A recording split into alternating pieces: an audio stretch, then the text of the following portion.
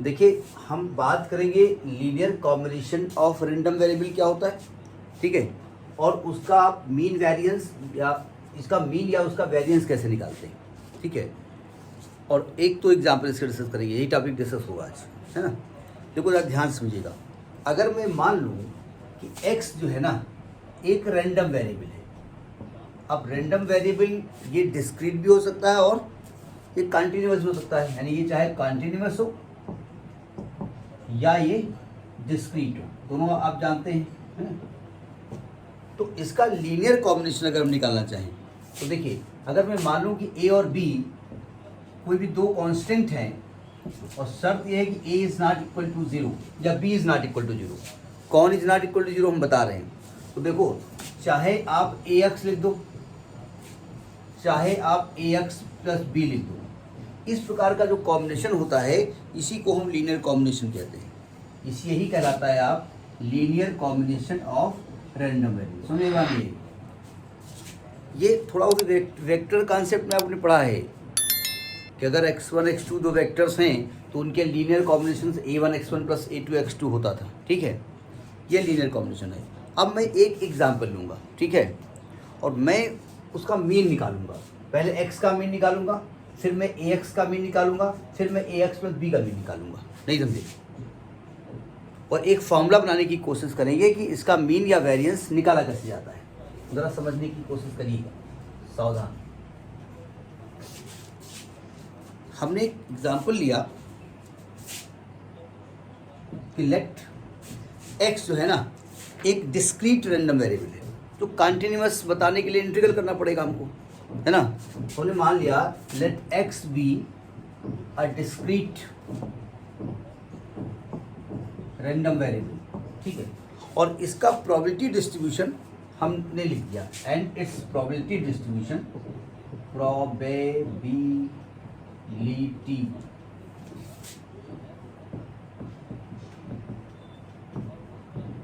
Distribution is given by. देखो इसका मैंने प्रोबेबिलिटी डिस्ट्रीब्यूशन लिखा। देखो मैंने कहा ये x है और ये p ऑफ x है किसी वैल्यू स्मॉल x पर। नहीं समझे? मतलब p ऑफ x है लेकिन इसकी x की वैल्यू अलग अलग होंगी ना, 1 पे 2 पे 3 पे, तो जो 1 2 3 लिखते हैं वो स्मॉल x होता है।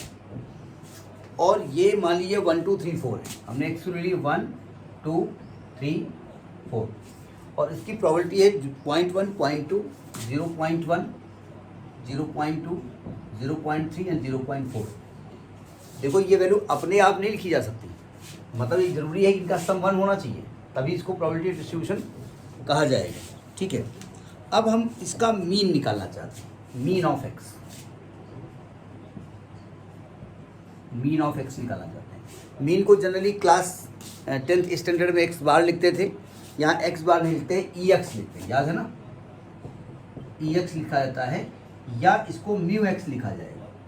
तो हम म्यू एक्स बाद में यूज़ करेंगे शॉर्ट में, ये ई एक्स लिखा जाता है। क्या फॉर्मूला बताया गया था? Sigma P of X at any value X into multiply by X, ही होता है ना। आप केवल पी एक्स, ये क्यों, ये जो एक्स होता है ना, एक्स की अलग अलग वैल्यू, तो x1 लिखेंगे तो यहाँ x1 आएगा, या x2 लिखेंगे तो x2 आएगा, यानी ये आपका क्या होगा x1 into P x1 plus x2 into P x2 plus x3 into P x3 plus x4 into P x4, ये होगा। यानी इसका मल्टीप्लाई करेंगे आप, 1 इंटू 0.1 तो 0.1 आएगा, प्लस 2 इंटू 0.2 तो 0.4 आएगा, प्लस इसको करेंगे तो 0.9 आएगा, इसको करेंगे 4 चौक 16 1 प्लस 1.6 आएगा। जब इसको हम कैलकुलेट करेंगे तो ये वैल्यू आई है 16 9 25 35 3.0, यानी म्यू एक्स की वैल्यू 3 आई, ठीक है। अब वेरिएंस निकाले जा रहे हैं। वेरिएंस ऑफ एक्स को किससे लिखते हैं? सिग्मा एक्स का स्क्वायर लिखते हैं ना, ये स्टैंडर्ड डिविएशन होता है, उसका स्क्वायर किया जाता है। क्या फॉर्मूला बताया गया था? वो था ई एक्स स्क्वायर माइनस ई एक्स का होल स्क्वायर, यही था ना। ये एक्चुअली में कैपिटल एक्स स्क्वायर होता है ना, ये इसका मतलब क्या होता है? x1, इसका मतलब क्या होता है, ई एक्स स्क्वायर को मतलब कैसे करेंगे, sigma P x at any value X into x square, यही था ना, और माइनस, और ई एक्स का आप निकाल चुके हैं इसलिए इसको अलग से हमको फॉर्मूला लगाने की जरूरत नहीं है। तो इसका मतलब यहाँ से लिख रहा हूँ जरा, इसका मतलब क्या है, x1 square into P x one plus x2 square into P x two plus x3 square into P x three plus x4 square into P x four, निकालने के बाद माइनस ई एक्स का होल स्क्वायर कर देंगे, ठीक है। यहाँ लिख दें जरा, यानी सिग्मा एक्स स्क्वायर निकलने जा रहा है। देखो ध्यान से, x1 स्क्वायर तो 1 का स्क्वायर मल्टीप्लाइड बाय 0.1 तो 0.1 ही आने वाला है। इसका स्क्वायर करोगे 2 दूनी 4 और 4 दूनी 8, 0.8 आएगा। 3 तरह का 9, 9 तो 27, 2.7 आएगा। 4 तो 16, 16 चौको 64, 6.4 आएगा, यही आएगा ना। और माइनस किसको करोगे, ई एक्स क्या निकाला है आपने 3 निकाला था ना, तो माइनस का 9 आएगा। तो ये सिग्मा एक्स स्क्वायर जो आया है उसकी वैल्यू 1 आई है, इसको कैलकुलेट करिएगा, सिग्मा एक्स स्क्वायर वैल्यू 1। ये हमने एक्स का जो है एक कोई रेंडम वेरिएबल था, ये सॉरी रेंडम वेरिएबल था जो कि डिस्क्रीट था, उसका प्रोबेबिलिटी डिस्ट्रीब्यूशन दिया हुआ था। उस प्रोबेबिलिटी डिस्ट्रीब्यूशन के बेस पर हमने उसका मीन निकाला और उसका वेरिएंस निकाला। नोट करिए, एक्स क्या निकाला हमने यहाँ पर 3 निकाला है ना, और सिग्मा एक्स स्क्वायर क्या निकाला हमने 1। अब जरा देखो, अब मैं इसी से फॉर्मूला बनाने की कोशिश करता हूँ। हमने माना कि let us consider a linear combination, मैं ऐसे लिखे दे रहा हूँ, मैंने लीनियर कॉम्बिनेशन लिखा, x को x प्लस 4 कर दिया, x प्लस 4 कर दिया और इसको y मान दिया। भाई x एक रैंडम वेरिएबल था, मैंने उसका एक लीनियर कॉम्बिनेशन x4 प्लस 4 मान लिया। मैं एक फॉर्मूला बनाने की कोशिश कर रहा हूँ, ठीक है। अब मैं इस x प्लस 4 का प्रोबेबिलिटी डिस्ट्रीब्यूशन निकालूंगा इसी के आधार पर, ठीक है। और इसका मैं प्रोबेबिलिटी डिस्ट्रीब्यूशन निकाल के इसका मीन निकालता हूँ और इसका वेरिएंस निकालता हूँ। देखो ध्यान से, तो अगर प्रोबेबिलिटी डिस्ट्रीब्यूशन निकालें, प्रोबेबिलिटी डिस्ट्रीब्यूशन ऑफ y, तो मैं यही कर दूँ। देखो ये y हो गया और ये p ऑफ कैपिटल Y हो गया eight any value of small y। तो अब देखो x प्लस 4 आ गया ना, क्या वीडियो रुक के आ रहा है क्या? मैंने एक, भाई x आपका रैंडम वेरिएबल था, हमने उसका एक लीनियर कॉम्बिनेशन बनाया x प्लस 4, तो अब x की जो भी वैल्यू है वो 4 बढ़ जाएंगी, तो 1 हो जाएगा आपका 5, नहीं हो जाएगा, 2 हो जाएगा आपका 6, 3 हो जाएगा आपका 7 और 4 हो जाएगा आपका 8। क्यों भाई? अब प्रोबेबिलिटी तो वही रहेगी, probability of happening the event वही रहेगी। अब मैं इस y का एक्सपेक्टेशन निकालने जा रहा हूँ या मीन निकालने जा रहा हूँ, मीन ऑफ y निकालने जा रहा हूँ। इसका दूसरा नाम आप जानते हैं नहीं, प्रोबेबिलिटी नहीं चाहिए, हैपनिंग ऑफ इवेंट वही होगी, ठीक है। एक्सपेक्टेशन ऑफ y निकालने जा रहे हैं, यानी इसको कैसे लिखा जाएगा, ई वाई लिखिए, या लिखने के हिसाब से हमने कहा था म्यू वाई लिखिए। क्या फॉर्मूला बताया हमने, sigma y into P of capital Y when any value of small y, ये कैपिटल Y है ना। तो इसका मतलब ये हुआ जाकर के कि y1 into P of y1 plus y2 into P of y2 plus y3 into P of y3 plus y4 into P of y4। Writing समझ आ रही ना? देखो जब इसका मल्टीप्लाई करोगे 5 इंटू 0.1 तो 0.5 आएगा, तो इसका मल्टीप्लाई करना 6×12 तो 1.2 आएगा, प्लस 7×21 2.1 आएगा, 832 3.2 आएगा। तब इसको मैंने कैलकुलेट किया तो मेरी वैल्यू आई है 7। एक बार चेक कर लीजिएगा, 2 तो 4, सॉरी 2 1 3 2 5 5 10, 0 हाथ है 1, 3 2 5 1 6 1 7 7 है। जरा एक बात देखो जरा, क्या 7 को आप 3 + 4 लिख सकते हो? लिख सकते हो ना। और 3 क्या था? 3 μx था ना, +4। तो आपने क्या सीखा? आपने क्या सीखा? अगर x का मीन दिया है तो x में जितना बढ़ा दोगे नया मीन उतना ही बढ़ जाएगा। देखिए ये बहुत बड़ी चीज़ नहीं है। प्रोबेबिलिटी डिस्ट्रीब्यूशन जो हम पढ़ रहे हैं वो स्टैटिस्टिक्स में क्लास 10th में हम पढ़ते थे कि मान लिया x का x बार दिया है, अगर हर वैल्यू में 3 जोड़ दोगे तो x बार में भी 3 जुड़ जाएगा। नहीं समझे भाई? एक्चुअली देखिए, एक्चुअली आप कर क्या रहे हो? देखो एक्चुअली कर क्या रहे हो, आपके पास जो x था वो x1 x2 x3 था ना। मैं प्रोबेबिलिटी की बात नहीं कर रहा हूँ, मैं क्लास 10 से जा रहा हूँ। और उसका मीन निकाला था। अब आपने क्या किया? y1 कैसे निकाला? x1 + 4 कर दिया है, फिर x2 + 4 कर दिया है, फिर x3 + 4 कर दिया है। भाई x1 की हर वैल्यू के लिए y1 की नई वैल्यू ये मिलेगी, 4 बढ़ गई। तो जब नई वैल्यू में 4 बढ़ेगा तो जब मीन निकालोगे तो मीन भी 4 बढ़ जाएगा। तो आपने देखा कि किसी भी रैंडम वेरिएबल x का जो भी मीन दिया है, अगर आप नया कॉम्बिनेशन ऐसा बना रहे हो जो उस रैंडम वेरिएबल में कुछ प्लस करके बनाया जाएगा तो मीन भी उतना बढ़ जाएगा। समझ में बात आ गई? नहीं आ गई? ठीक, अब मैं इसका वेरिएंस निकालने जा रहा हूँ। नोट, अब देखो वेरिएंस ऑफ y निकालने जा रहे हैं, जिसको कि सिग्मा y का स्क्वायर लिखते हैं। अच्छा यहाँ देखिए, ये म्यू ऑफ y क्या निकला था? म्यू ऑफ x + 4 ये निकला था ना। अब देखो ध्यान से, ये क्या क्या लिखा जाता है? Sigma y² into P of y eight any value y, ये होता ना। तो ये था आपका y1² into P of y1 plus y2² into P of y2 plus y3² into P of y3 plus y4² into P of y4। Add करता हूँ, इसका स्क्वायर करोगे तो 25 आएगा, और 25 into 0.1, 25 into 0.1 plus 36 into 0.2 plus 49 into 0.3 plus 64 into 0.4। जब मैं इसको कैलकुलेट करूँगा तो ये वैल्यू सिग्मा x², इसकी वैल्यू 1 आएगी, जो कि सिग्मा x² है। यानी आपने देखा अगर इस प्रकार का कोई लीनियर कॉम्बिनेशन आ रहा है आपका, मतलब y = x + 4 वाला, तो आपका वेरिएंस ऑफ x और वेरिएंस ऑफ y दोनों सेम आने वाले हैं। समझ में आ गई बात? नहीं आ गई?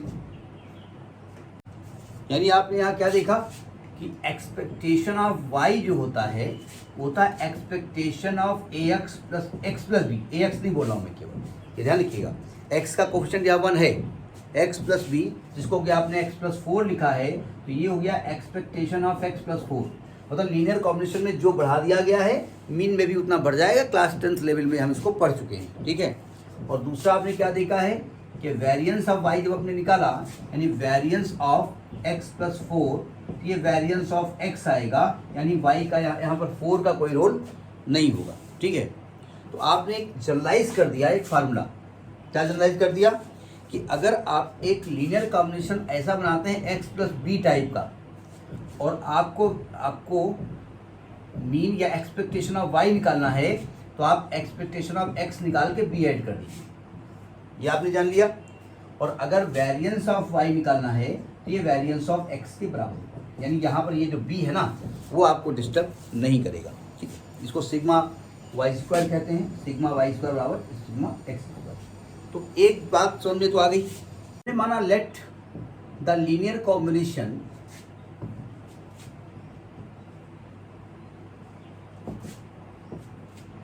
z बराबर, हमने 5x ले लिया।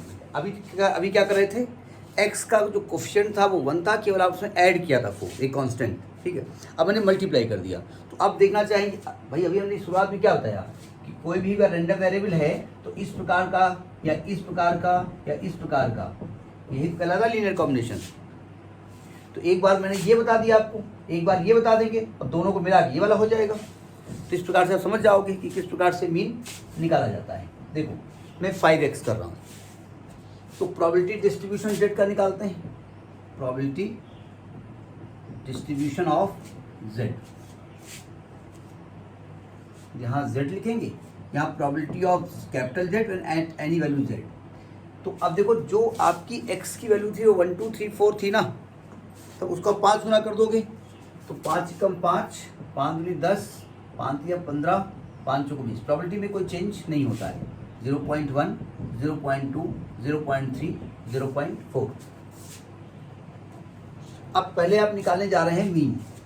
मीन किसका? मीन ऑफ z, जिसको क्या म्यू z लिखिए या इसको आप ई जेड लिखिए। क्या फॉर्मूला बताया आपने? Sigma P capital Z eight any value Z into Z, यानी ये क्या आने वाला है? z1 into P of z1 plus z2 into P of z2 plus z3 into P of z3 plus z4 into P of z4। जितने भी topic आपको पढ़ाए गए हैं वो सब मेमोरी में है ना आपके, क्योंकि फॉर्मूला बेस पूरी मैथ से ध्यान से करिएगा। देखो डायरेक्ट कर देंगे तो इसका मल्टीप्लाई करोगे तो 0.5 आएगा, 10 का करोगे तो यहाँ पर 2 आएगा, 15 या 45 4.5 आएगा, बीचों को 80 8.0 आएगा। कितना है? 15 आया ना। अच्छा, जब आप केवल x का मीन निकाल रहे थे तो कितना निकला था? 5 निकला था, 3 निकला था। तो क्या इसको 5 इंटू 3 लिख सकते हैं? यानी ये आपका आ गया 5 टाइम्स ऑफ न्यू एक्स। तो आपने क्या देखा? अगर x का मीन दिया हुआ है और आपको z का मीन निकालना है तो x के मीन में उतने से ही मल्टीप्लाई कर दो जितना इससे मल्टीप्लाई किया गया। क्यों भाई? चलते हैं क्लास 10th में।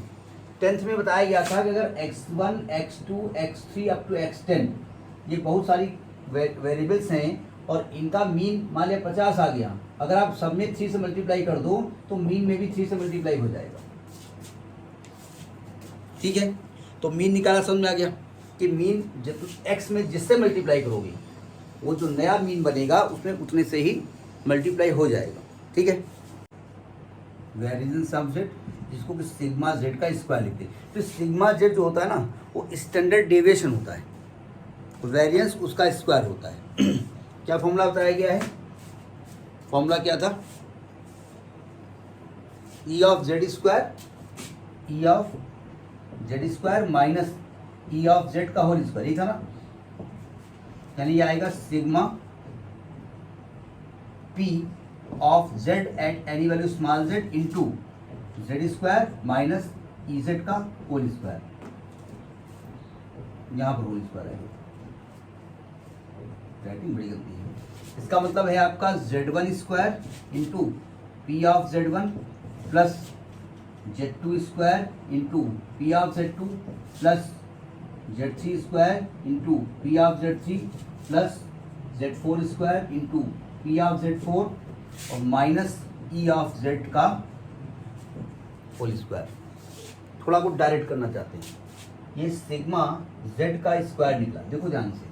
इसका स्क्वायर करेंगे 25 आएगा, 25 का मल्टीप्लाई करेंगे 0.1 से तो 25 इंटू 0.1 प्लस इसका स्क्वायर करेंगे 100 आएगा और इसको मल्टीप्लाई करेंगे 0.2 से प्लस इसका स्क्वायर करेंगे 225 आएगा, मल्टीप्लाई करेंगे 0.3 से प्लस 20 का स्क्वायर करेंगे 400 आएगा, मल्टीप्लाई करेंगे 0.4 से। जब मैंने इसकी वैल्यू कैलकुलेट की है तो ये वैल्यू आई है आपकी 25। ये बताओ 25 को हम 5 स्क्वायर इंटू 1 लिख सकते हैं, और आप जानते हैं कि 5 स्क्वायर इंटू ये सिग्मा एक्स लिखा हुआ है। यानी आपने क्या देखा कि अगर वेरिएंस ऑफ z निकालना है तो 5 square into variance of x निकलेगा। ठीक है, ये एक रिजल्ट मिला। उसमें केवल प्लस करते थे, जो मल्टीप्लाई का केस है उसमें उतने ही टाइम्स हो जाता है।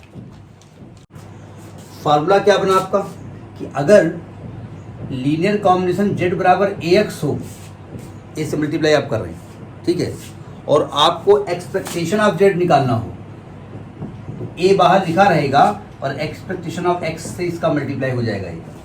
और अगर आपको वेरिएंस ऑफ z निकालना हो तो यहाँ पर a का स्क्वायर हो जाएगा और ये वेरिएंस ऑफ x हो जाएगा। समझ में आई बात नहीं है? ठीक है, अब मैं इसका फॉर्मूला बना रहा हूँ। जैसे मान लीजिए अब मैंने जो लीनियर कॉम्बिनेशन लिया वो ax प्लस बी लिया, दोनों केस हमने बता दिए। x में आप जब कोफिशिएंट 1 ही रहने दीजिए, तो केवल प्लस कर दीजिए कोई नंबर, तब क्या होगा। अगर x में आपने कोई मल्टीप्लाई किया है, अब अगर एक लीनियर कॉम्बिनेशन लें, इफ अगर मैं लूँ z बराबर ax प्लस बी, ऐसा अगर कोई लीनियर कॉम्बिनेशन आता है, z बराबर y कर दो, z थोड़ा अच्छा नहीं लग रहा है, y कर दो, y कहेगा हमारा नाम जब हो जाए तब z रखो, और आपको एक्सपेक्टेशन ऑफ y निकालना हो तो आएगा expectation of ax plus b is equal to, ये क्या हो जाता है एक्सपेक्टेशन ऑफ ax और प्लस, एक्चुअली में एक्सपेक्टेशन ऑफ b ही रहता है। अगर हम लिख भी दें, चलो एक्सपेक्टेशन ऑफ b लिखे दे रहे हैं, एक्चुअली में मान लेते हैं b 5 है, ठीक है, और 5 20 बार लिखा हुआ है। अगर उसका मीन निकालोगे तो 5 को 20 बार प्लस करोगे अपान 20 करोगे तो 5 ही तो आएगा ना। तो ये यहाँ पर a बाहर आ जाता है, इंटू एक्सपेक्टेशन ऑफ x हो जाता है, और प्लस ये b रहता है ना। दूसरा हमने क्या बताया कि अगर वेरिएंस ऑफ y आपको निकालना है, जो कि variance of ax plus b आएगा, क्या बताया गया इसमें, वेरिएंस निकालने में इस b का कोई रोल नहीं होता है। उसका रीजन मैं बता दूं, अगर वेरिएंस का फॉर्मूला याद हो, हमने कहा था कि मीन को निकालने के बाद में हर वैल्यू को मीन से माइनस करते हैं, ये होता ना।